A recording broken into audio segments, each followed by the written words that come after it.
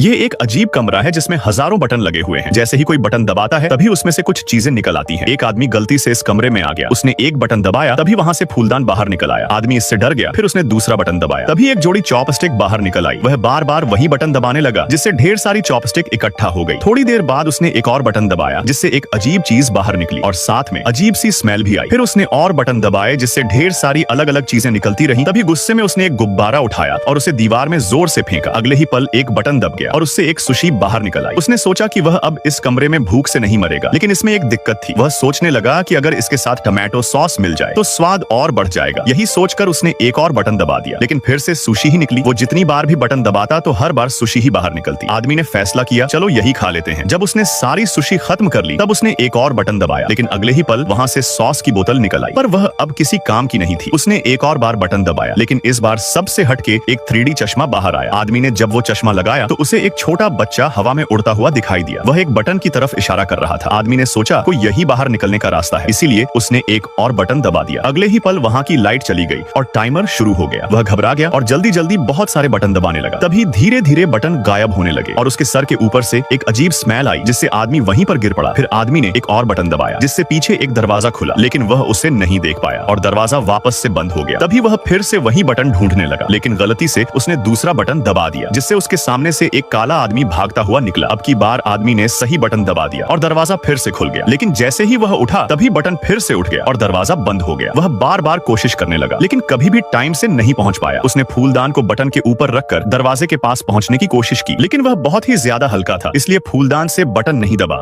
ये एक अजीब कमरा